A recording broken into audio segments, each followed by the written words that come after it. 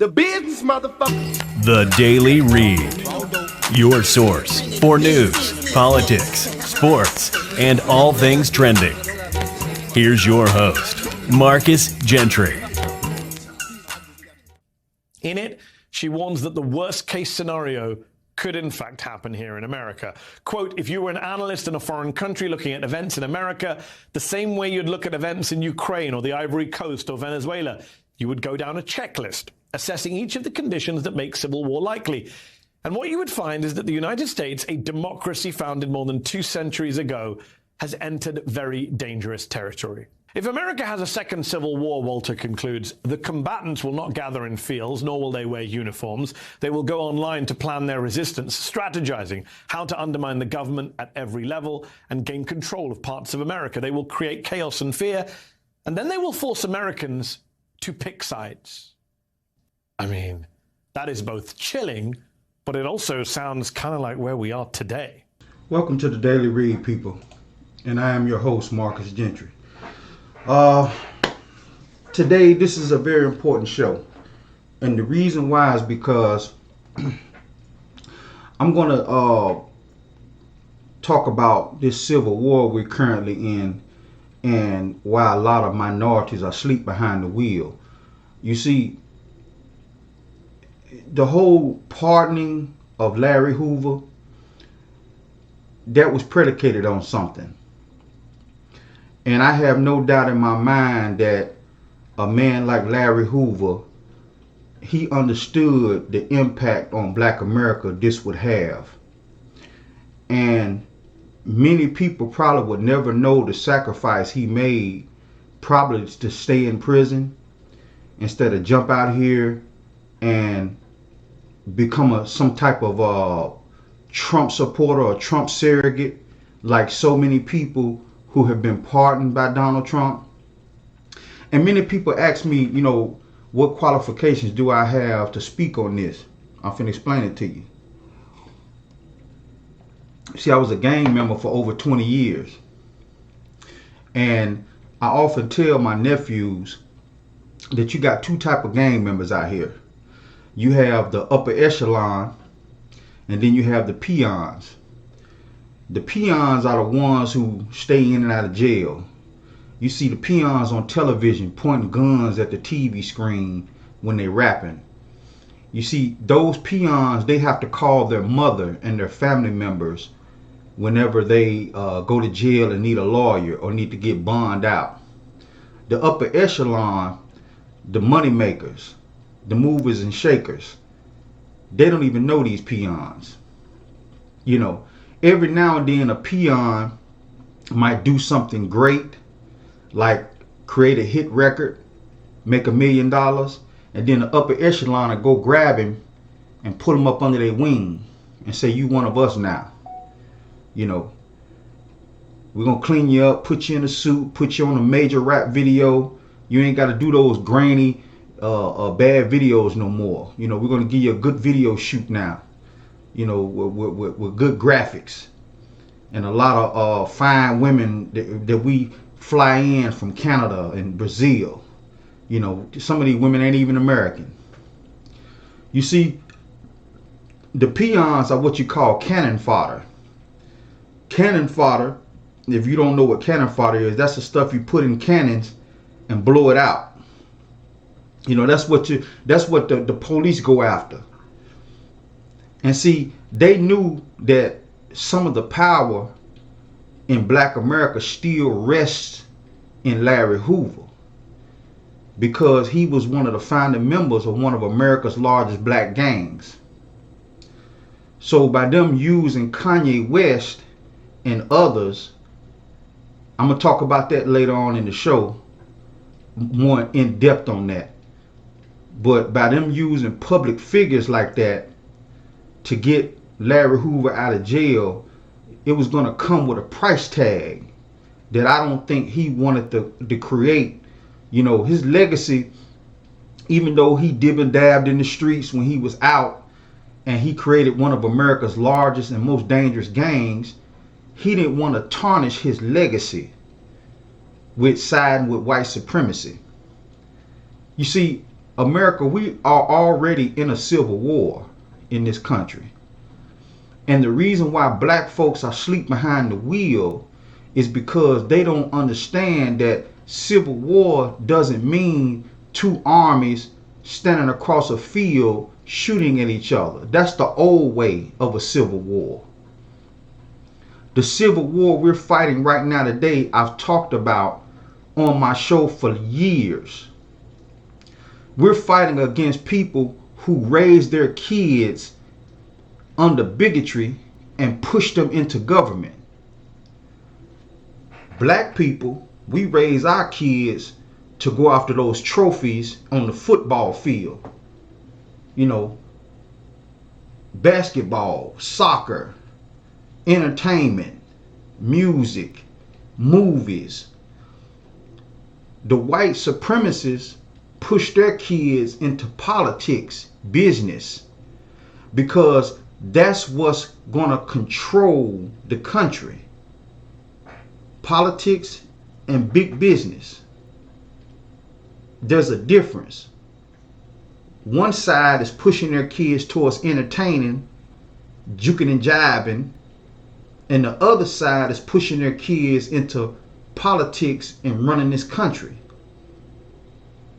Civil war starts not by the poorest or the downtrodden people. Civil war starts when there's a population of people in this country or in any country that was once in power, but they see themselves losing power, which is what's happening in America.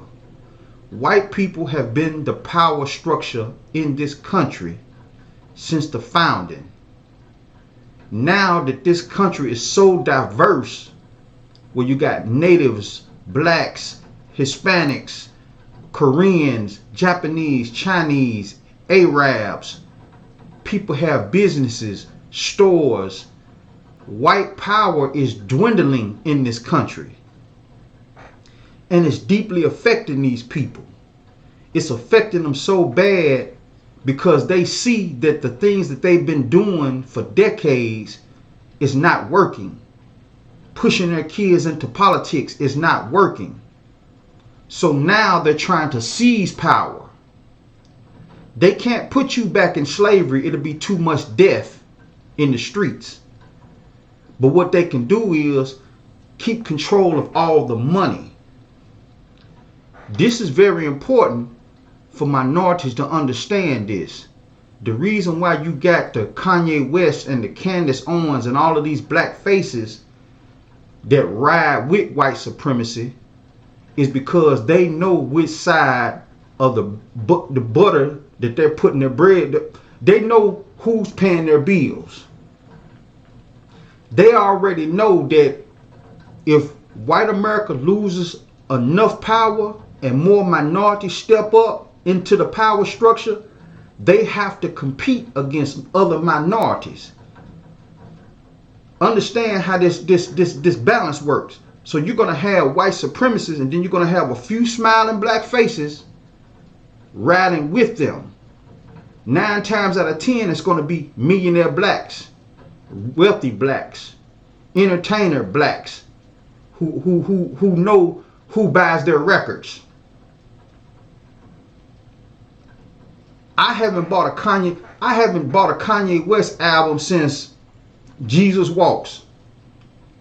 But yet, year after year, whenever he puts an album out, he gets millions of downloads, millions of views.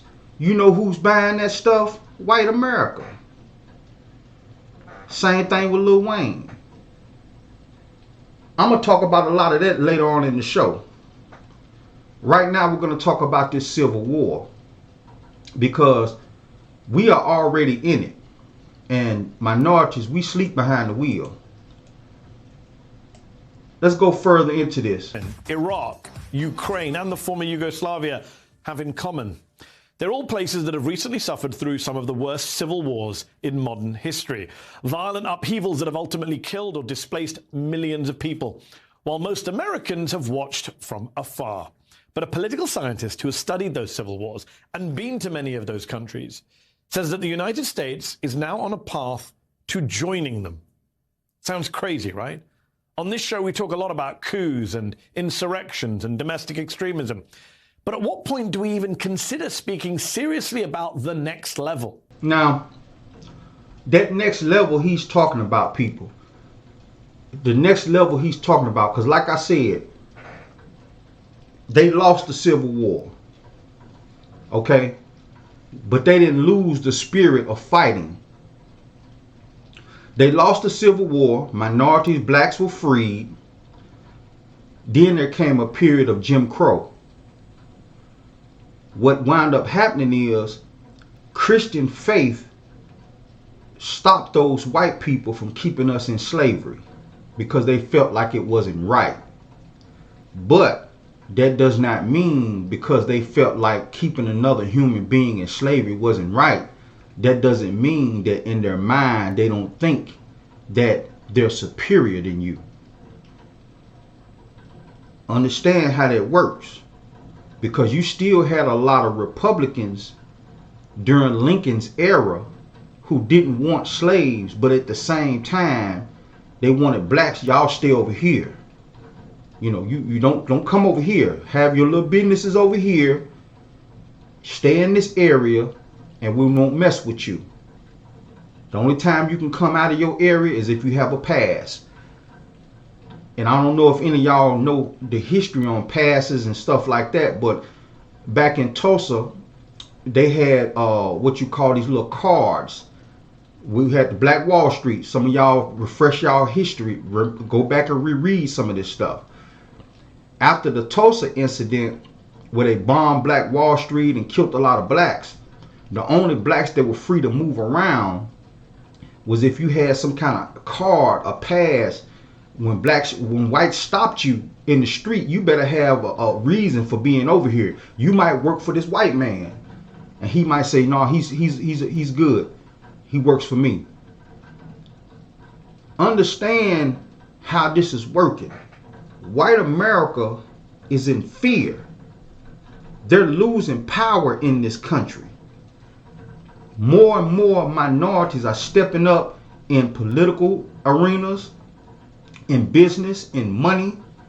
We're moving around this country and they can't stand that, because the more of us that step up, everybody can't be rich.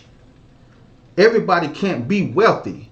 So the more and more blacks step up to equal the whites in this country that has money, there are going to be some whites that are going to get poor, because everybody can't be rich. Somebody has to be the working class in this country.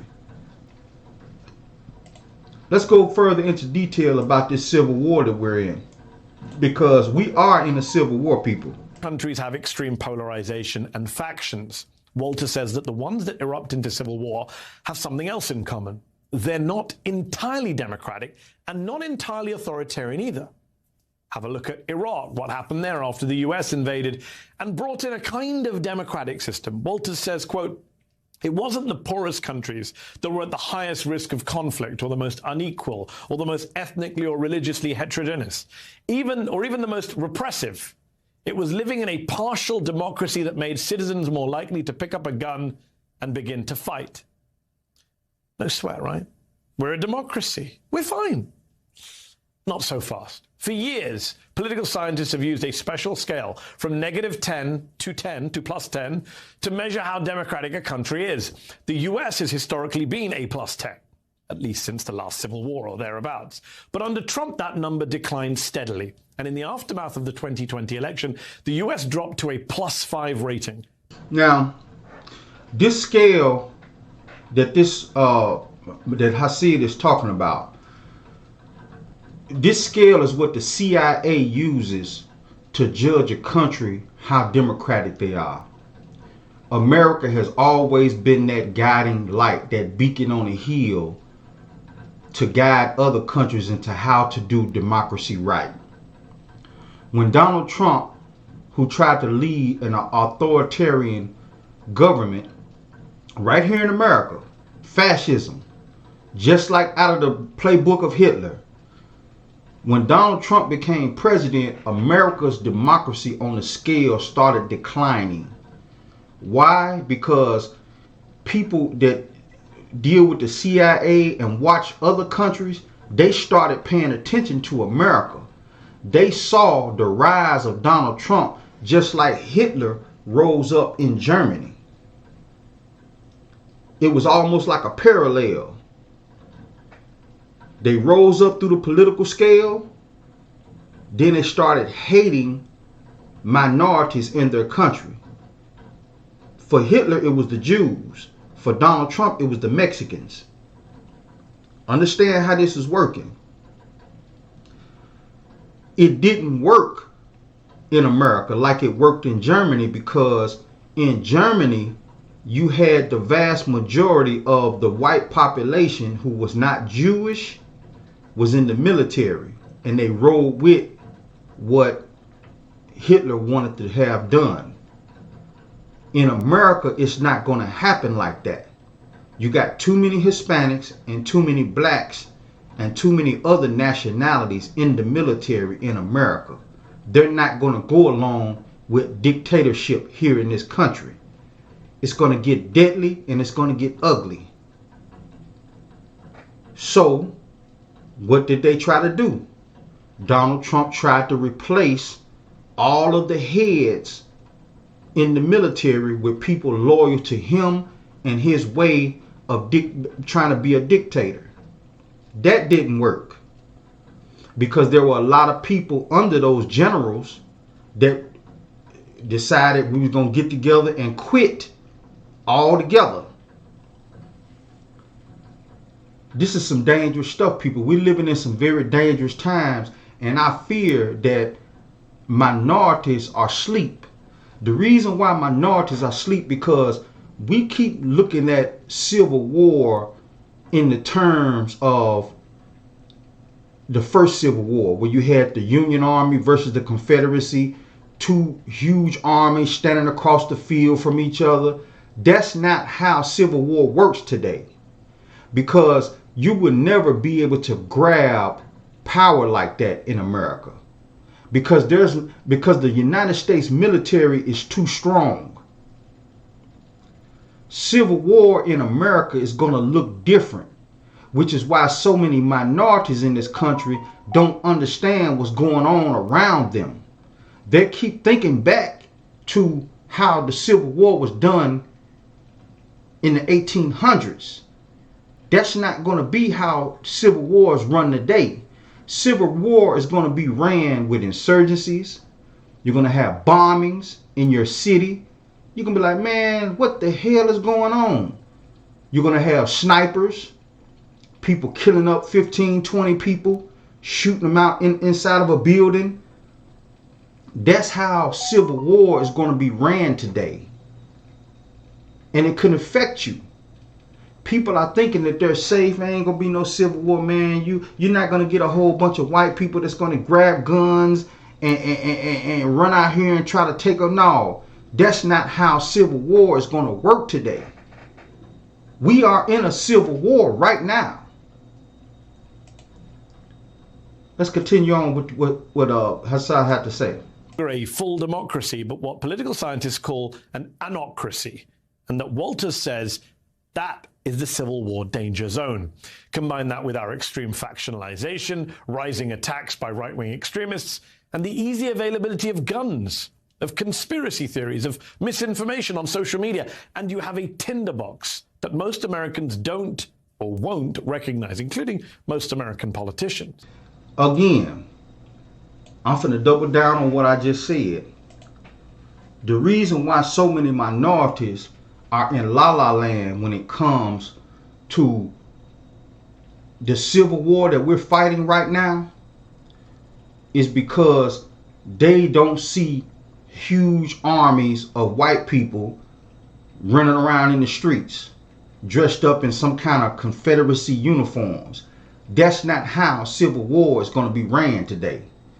Civil war is going to be ran with misinformation. That's what you have right now. You got Fox News lying every day, every single day. You got propaganda. You're going to have people sending their kids to be senators, governors, and mayors. It's happening right now. White people are sending their bigoted kids. They're in their 60s and 70s, but their kids are in their 30s, full of hatred. They're running for public office. You're going to start seeing them going to the military. They're already in there, racist bigots. They hide it so well. They might even have a black buddy that they go drinking with in the military. But the whole time they know their purpose. Their purpose is there to secure profit for the white race. Then you done reached into the White House itself by putting Donald Trump in the White House. The Civil War is happening right now, America. It's happening right now. This next clip I'm finna show should shock everybody. This man got on television at a Republican rally. And I'm not even gonna set this up for you. I just want you to hear what he said. And this didn't even make major news. I had to dig this up. This didn't even make major news. Listen to the words he said, people. This just recently happened, like within the last week. Listen to this. We're supposed to react to comments being made at right-wing conferences like this one. At this point, we're living under corporate and medical fascism. This is tyranny. When do we get to use the guns? No, and I'm not, that's not a joke. I'm not saying it like that. I mean, literally, where's the line? How many elections are they going to steal before we kill these people? Listen to what that man just said. He is not joking. Listen to what I'm telling you, people that's listening to me on iHeartRadio and any other podcasts out there. What you just heard, if y'all want to see it, if you listen to me on podcasts and you want to see it, go to Money Making Biz, Money Making Biz on YouTube. That way you can see this white man stand up at a Republican rally. And number one, he started talking about violence, using the guns. Number two, he spread misinformation. He's saying that the election was stolen. When are we going to stop them from stealing the election? Number one, who is them? Who is them? He's talking about fellow Americans who did not vote for Donald Trump. Number three, he'd already done spread the misinformation about stealing the election. He already talked about violence. Number three, everybody around him cheered. It had to be about 1,000 people there. It had to be about 1,000 people there. These are people you work next to in the doctor's office as a nurse. These are people you work next to at the fire station. These are people at the grocery store who check out your groceries when you stand in line to pay your money. You know, they might speak to you. How you doing? Yeah, did you find everything okay? The whole time they at a rally just like this, talking about fascism, but they're the ones trying to put fascism on you. Think about what I just said. A lot of people don't even know what fascism is. Fascism is a way of ruling by a small group of people, and they use propaganda and all kinds of dirty tactics to get there. This is fascism, people. What they're trying to tell you is fascism that they're fighting against. They're trying to implement fascism on you. This is a very tricky situation we're in. It's dangerous. I'm finna get into this first commercial break. And when we get back, we're gonna go a little more deeper in detail about this. The business, motherfucker. The Daily Read.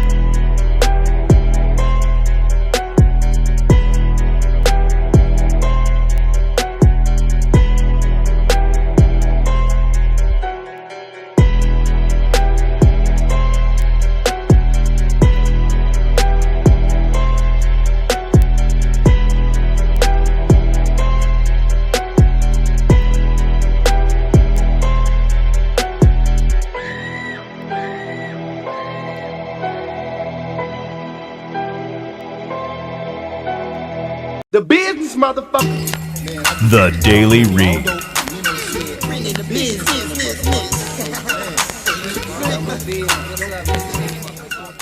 One of the reasons why most Americans can't even conceive of a second civil war here is because they're thinking of the first one.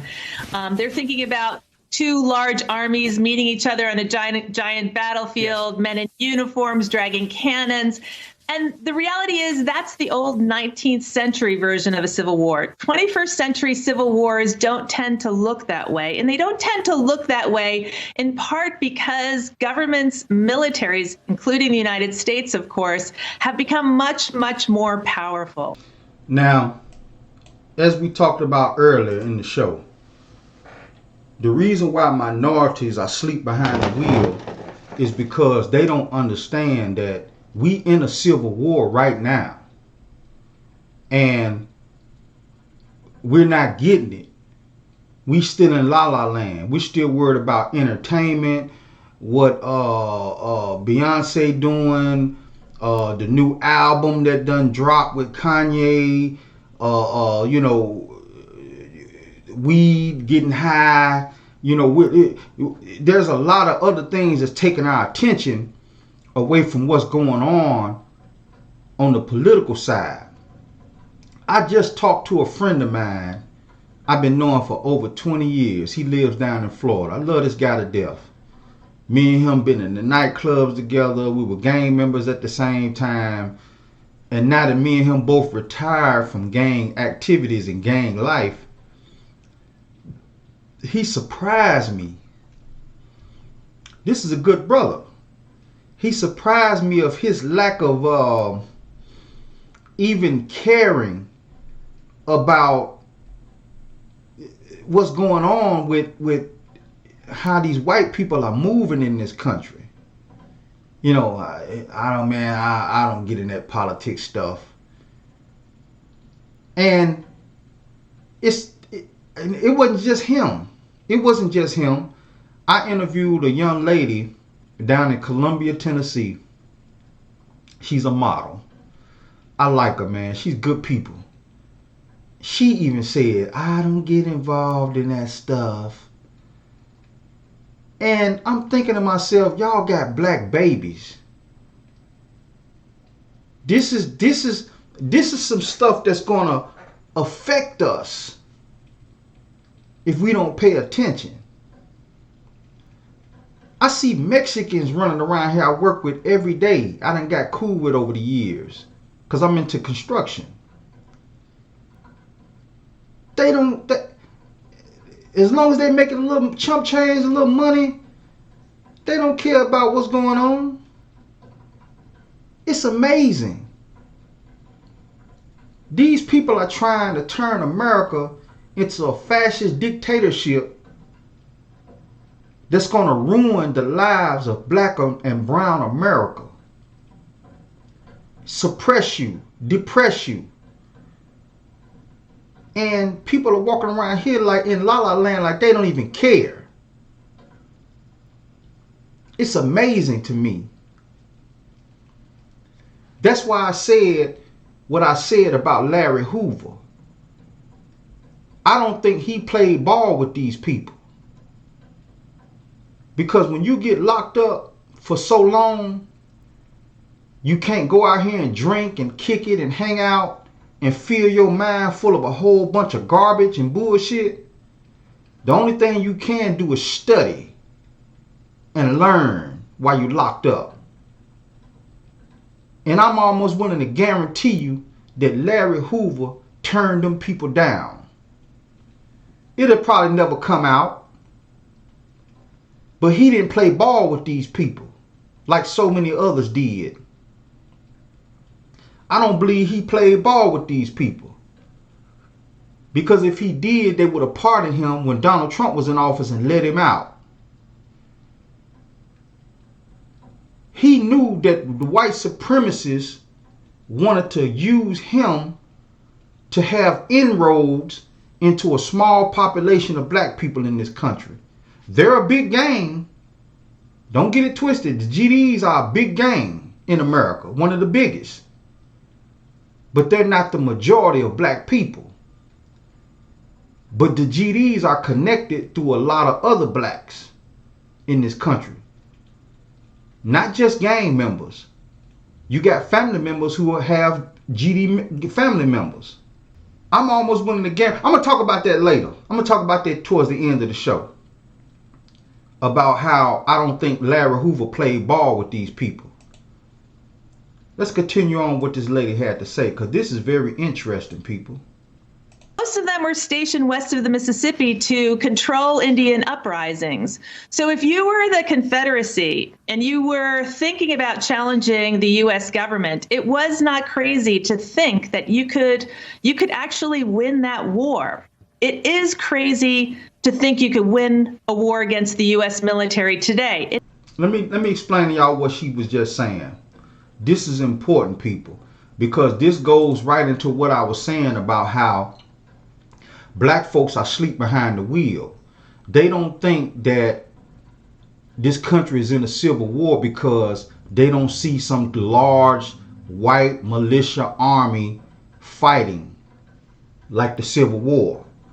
Get your mind off that, people. That's not what's happening. What she's trying to say is, during the Civil War, there was 16,000 Union soldiers before the Civil War started. The vast majority of those soldiers were stationed west because they had to put down Native American uprisings. So by the time the South gathered their army together, they actually thought that they could beat the United States. Why? Because like I said, most of the Union Army was stationed out west. So when the Confederacy formed and started building an army, they thought that they could beat America.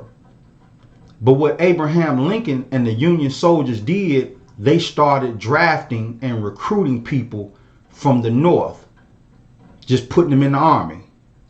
And they amassed a big army fast, which surprised the Confederacy. That's not what's going to happen today. We're not fighting a civil war like that. Not today. Because these militias, these people know that if you, them little guns you got, you going out to the firing range with your little camo gear on, you talking about you a one percenter, you talking about, you know, you a proud boy. Those little guys, they playing like they soldiers. They don't want smoke with the United States military. They don't want it. So what they're doing is they're using tactics like lone gunmen. They're teaching their kids so much hatred that their kids are grabbing guns and going to school, killing people in their own school. Those kids are not just some kids being bullied. You know, the public puts this stuff out there, but we need to get to the meat and potatoes of this. These kids that's running up in their schoolhouse, killing other people, they getting this stuff from home. And the government is starting to take notice of this. That's the reason why the last killing that happened, the little boy that killed those people at his school, they arrested the parents. And then they started digging into the parents' background. These people were some right-wing clowns. That's who they were. And they taught that hatred to their kid. It has over 2 million people under arms. And so what's happened in the interim is that insurgents have shifted to a different strategy, the strategy of the weak. And so 21st century civil wars tend to be more like insurgencies. They tend to be decentralized, fought by lots of small groups, militias, paramilitary groups, sometimes working together, sometimes not working together. And they're using unconventional tactics. And we've seen that. Here, assassination We've there. seen that abroad. We've seen that abroad. We've seen that in places like Iraq. What's shocking is that you're saying this could be coming to a city or town near you. I mean, it's already coming to a city or town near you. You see, like I was saying, we have over 2 million people in the United States Army right now. Mixed blacks, whites, Hispanics, and there's no way that an army is going to be built inside of this country that's going to take on the United States Army. It's not going to happen. But don't get it twisted. The Civil War is not going on with that. That's not how the Civil War is being waged in this country right now. The Civil War has different tactics. They're using black surrogates. You see these guys on YouTube. I forgot one of the guys' name, Jay the Black, where he's talking about how Obama wasn't nothing and how, you know, we need to ride with Donald Trump. You know, then you have Kanye West, then you got Candace Owens. They're using other tactics. They're not going to outright have an army try to face off with America's army. They're using political tactics by sending people into government. They're using media with Fox News and some of our hip hop entertainers. You know, you had Trina down in Florida said some crazy stuff about 2-3 months ago about how something about black people. You know, they're using other tactics, which y'all got to understand. They're using other tactics to wage a war, and it's half-ass working. The reason why it's not working all the way is because they don't have an intelligent leader. They've put all of their bread in one basket called Donald Trump. Donald Trump is a goofball. He's a criminal. He's a mastermind, but he's a goofball. from the right. But in your view, what we're talking about in terms of a civil conflict, this is far-right militias, far-right activists. Yeah, so I've studied every civil war that's happened since 1946, and I've collected and analyzed an enormous amount of data. And we actually have a good idea who tends to start civil wars. And again, this is surprising to most people. It's not the poorest people, as I said. It's not immigrants. It's not groups who are particularly heavily discriminated against. It's not the really weak people in society.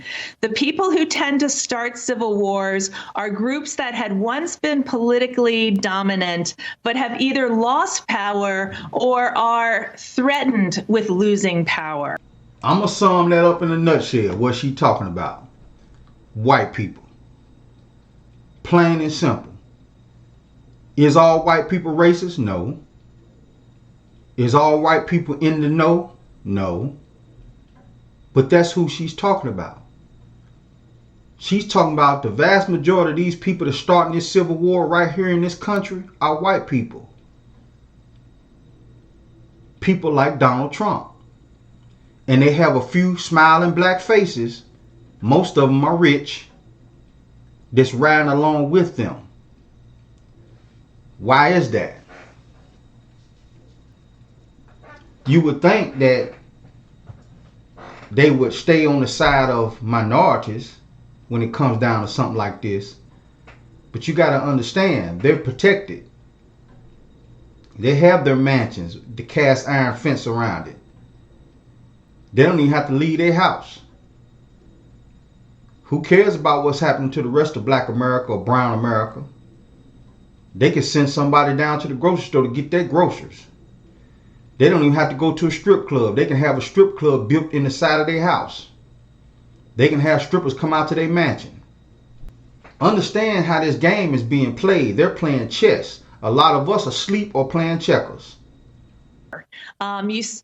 So when you think about this country, we know that there is a group that has dominated politically, socially, economically for the entire time of this country, right? It's white Christian Americans. And we know that demographically, they have been losing power for decades. And we know historically that these types of groups tend not to go down without a fight. You heard what the woman said, people. They're not going to go down without a fight.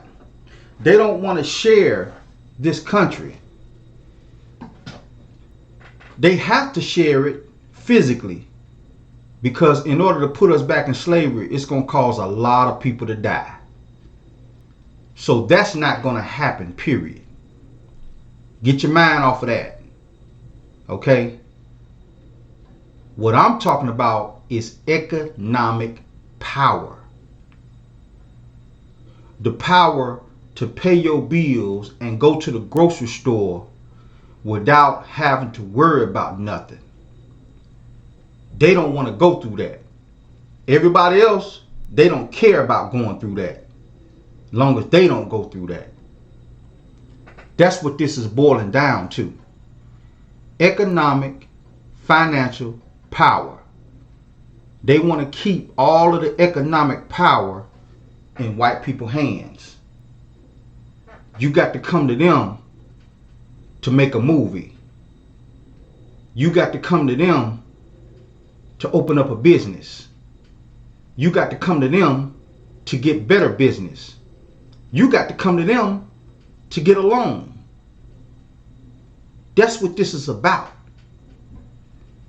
And in order to get these things I just said, you got to play ball with them. Just like Larry Hoover. I don't think he played ball with these people. Because as long as he been locked up, that man is not a dummy. He knows the weight of history would have been on him. He knows this. They would have let that man out of prison and he would have got on Fox News praising Donald Trump. Half of the gangster disciples in this country, along with their family members, their girlfriends, their boyfriends, their kids, would have sided with Donald Trump. Then you would have had confusion in the black population, because half the black population would have been knowing that this dude ain't right, he's a bigot. The other half like, man, shit, Hoover riding with him, I'm riding with him too. You know what I'm saying? I'm 7'4", I'm riding with him too. That's what was going on with that. Make no mistake about it.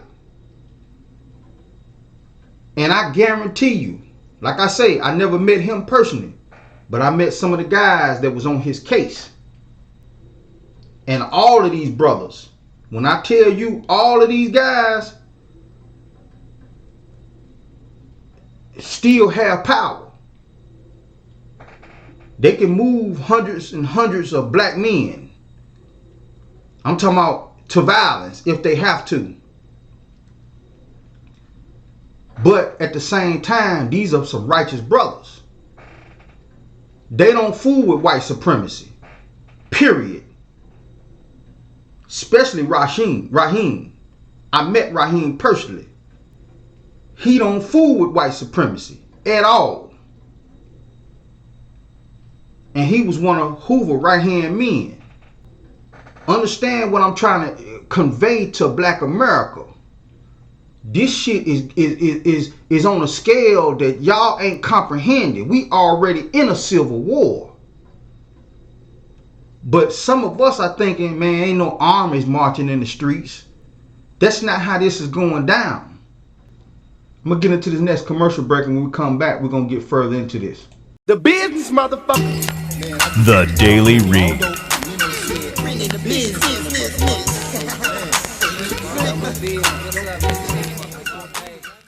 I'm ready. Camera's ready. I'm ready. Welcome to Are You Scared talent shows. It's a new talent show that we put on TV for y'all to get used to because these people can't act. And so we're going to show y'all what the real deal is when you get on front of the camera and what some garbage acting look like. I tell you, garbage acting. This is Are You Scared talent shows, okay? We're going to show y'all some acts of some talents. $5,000. It really ain't $5,000. I just said $5,000 because $5,000 sound like some people want to come and join a talent show if it was paying $5,000. So I'm your host, Eric Jones. Are You Scared talent shows? The business, motherfucker. The Daily Read.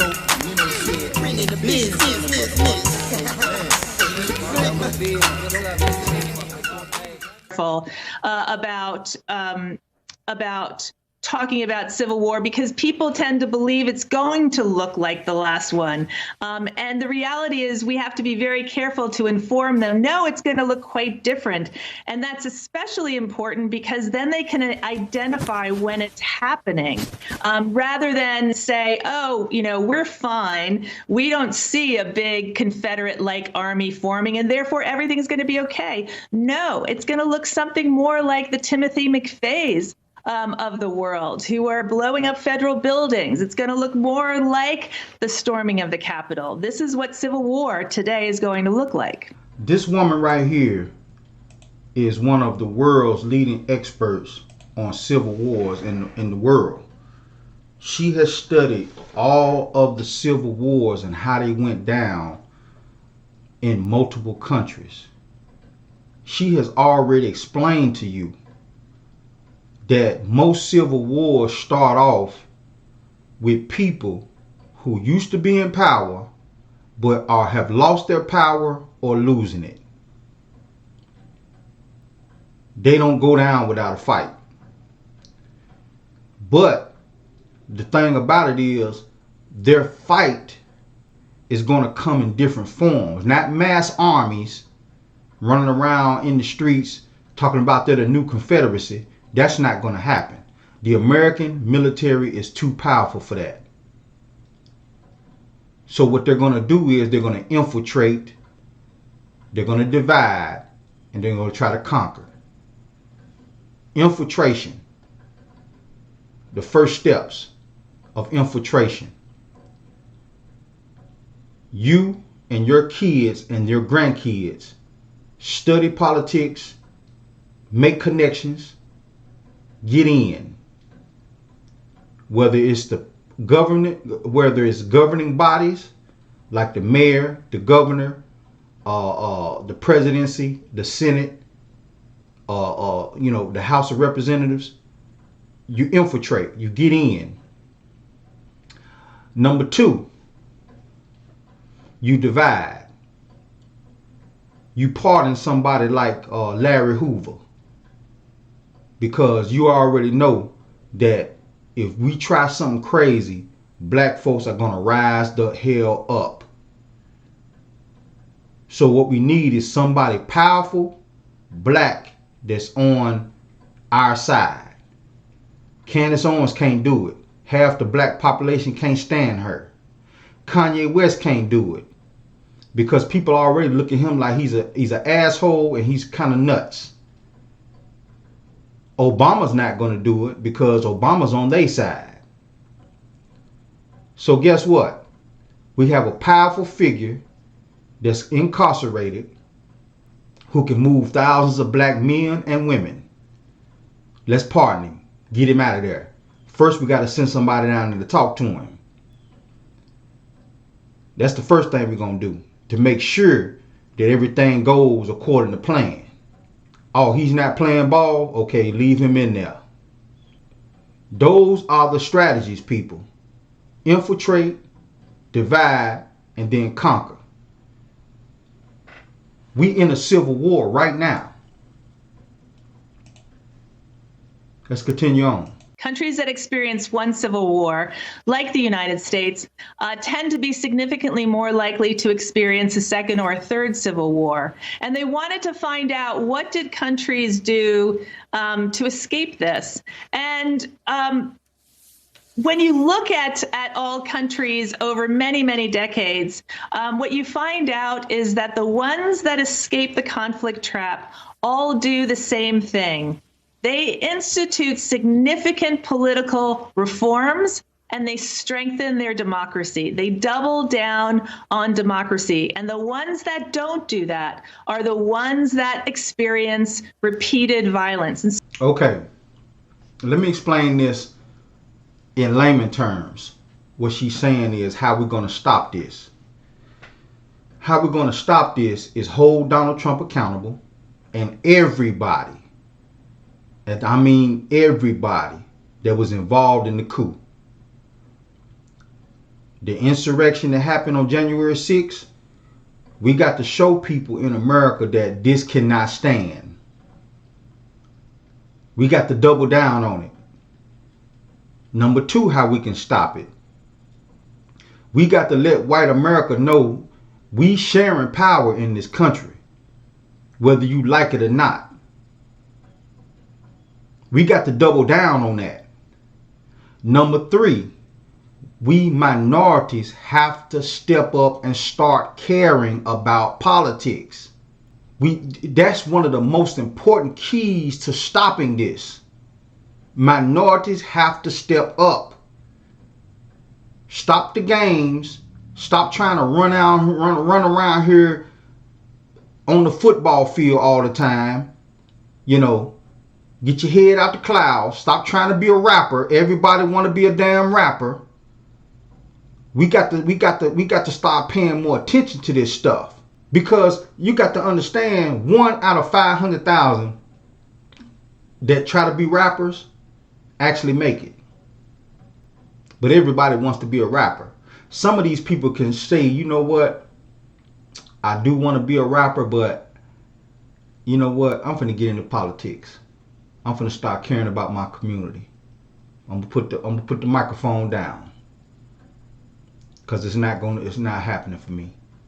Or you know what, I didn't make the draft in college, so instead of me, you know, sitting around mama's house, working at a 9 to 5 at a factory after college or whatever career that I'm getting into, I'm finna get into politics. I'm finna start watching these people, because they playing a dangerous game with our lives.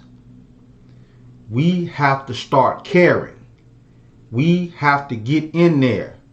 You don't realize the countless people that I know, that I'm socialized with, that literally don't care. Like, man, I don't mess with that stuff, man. That politics stuff, man, I don't get involved in that stuff. Until one of your kids gets shot in the back or cracked across the head by a white cop who's a Trump supporter. Now you want everybody to march in the streets for you and your people. This is the interesting part about the whole show that you guys are gonna really find interesting. You see, Donald Trump actually thought he was gonna steal this election. So remember what I said. You infiltrate, you divide and conquer, and then you take over. Donald Trump was on his way to Mar-a-Lago, which is Florida. Look at the people that he pardoned. These are influential people in Florida, movers and shakers in Florida. Listen to this. This is why I feel like Larry Hoover didn't play ball with these people.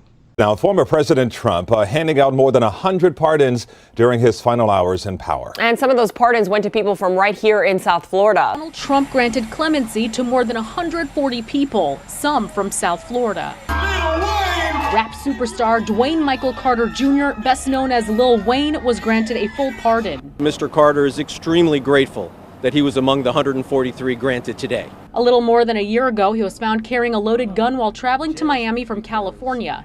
He pled guilty to possession of a firearm by a convicted felon in court last month and was scheduled to be sentenced in March. The weapon was a gold-plated firearm. There were no bullets in the chamber.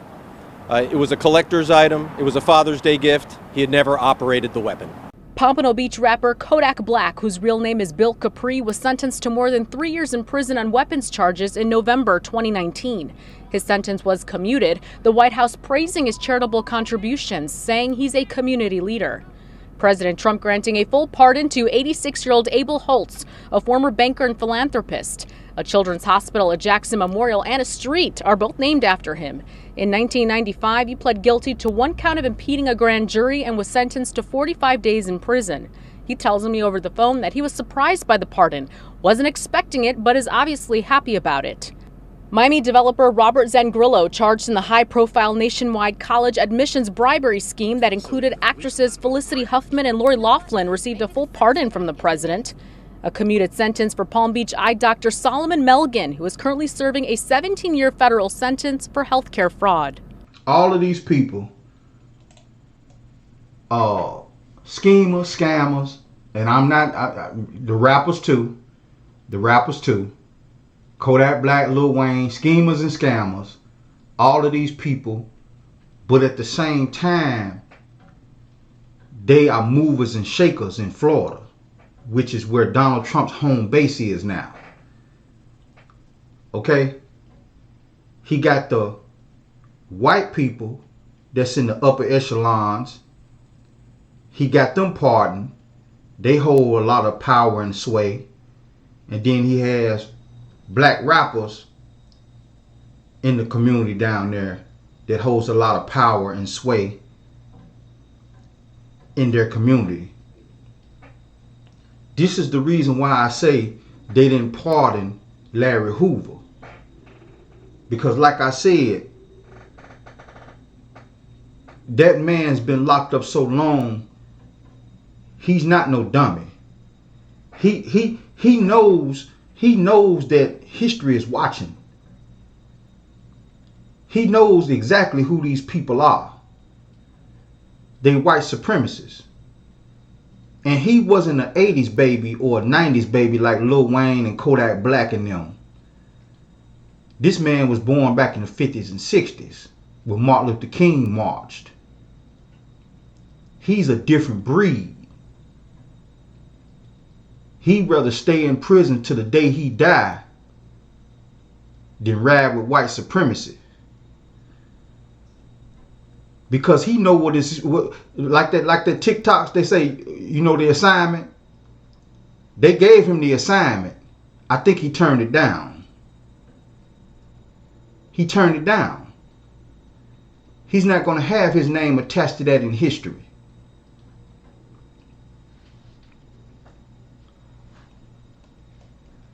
I hope you guys learned something from today's show, man. You know, this is history in the making right here, right now.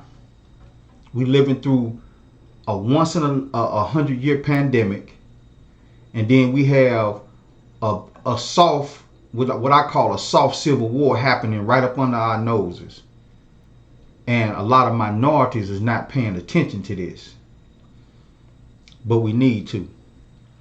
This is the Daily Read, and I'm out. The business, motherfucker. The Daily Read. Business.